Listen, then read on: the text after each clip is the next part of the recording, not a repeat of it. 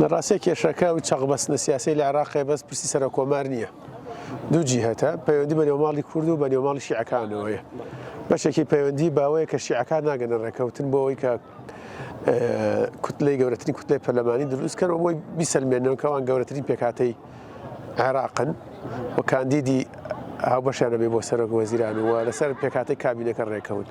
بەشەکەی تر پەیوەندی بە نێوماڵی کوردەوە هەیە پۆستی سەرۆک کۆمار لە دوای 2005 ئەسقاقی کورد بووە لە نێو کوردژا پێ و ڕێکەوتنەی لە بینی یەکێتی پارتیە بۆ یەکێتی بووە.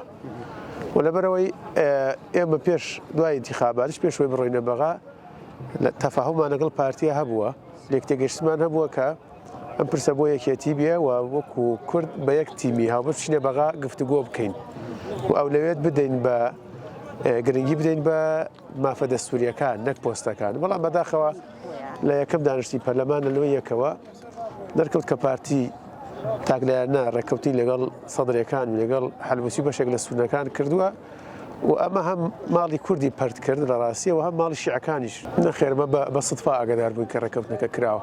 لە کاتێکا وەفدی هاوبەشمان هەبوو هەتا هەمان ڕۆژیش وەفدە هاوبەشەکانمان لە سەردان و گەڕان و کۆبوونەوە بوون لە حیزبەکان نەمانزانێت دوای بە سدفە زانیمان کە ئەوان ڕێکەوتنیان کردووە. مەدڵنیایەوە ئێمە پێداگرین لەوەی کە پۆستە ئەسقاقی کوردەوە لەناو کوردایی یەکێتیە. بەڵام لەگەڵەوەشە ئێمە لەگەڵ ئەوەی کە بە گفتوگۆ ئێمە و پارتی وەلایەنە کوردستانیەکانی تر کە لە بەغا کورسیان هەیە بە یەکەوە دانیشین هەم لەسەر ئەم پۆستانە قسە بکەین و هەم لەسەر کێشەکانی گەلی کورد قسە بکەین کەوانەیە بە تایبەتی لە دەستورە جێکراوەتەوە. پەرلەمانی عێراق دەتوانێت بەم زوانە سەرۆک کۆمار هەڵبژێرێت؟ نەخێر ناتوانانی. ئەگەر اتفاق نەکرێ ڕێکەوتن نەکرێ چەند موعدی تری کۆبوونەوە دابدرێ خۆی تا 6 نیسان تا 6 ئەم مانگە دواوادەیە دوایەوە کە دەستور دیاری کردووە ڕێکەوتن نەکرێ بە دڵنیایەوە هەر دانیشتێکی پەرلەمان بێ ئەنجامە بێ وەک بینیتان شەمە ڕێژەی دانیشتما بڵێن 200 بوو. چوارشەمە زیاتر لە 34 پەرلەمانتاریتر بایکۆتیان کرد. دڵنیام موعدێکی تردا بدرێ ژمارەکە لەوە کەمترە بێ بە تایبەتی دوایەوەی کە سەدر دوێنێ مبادرەیەکی تازەی کردو ئای مبادرەیەکیە بەڵام بەموو حاڵەتەکە دەرفەتێکە بۆی کە بە دوای چارەسەرا بگەڕێت دڵنیام کە ناگا بە نەتیجە سەر دانیشتەکان.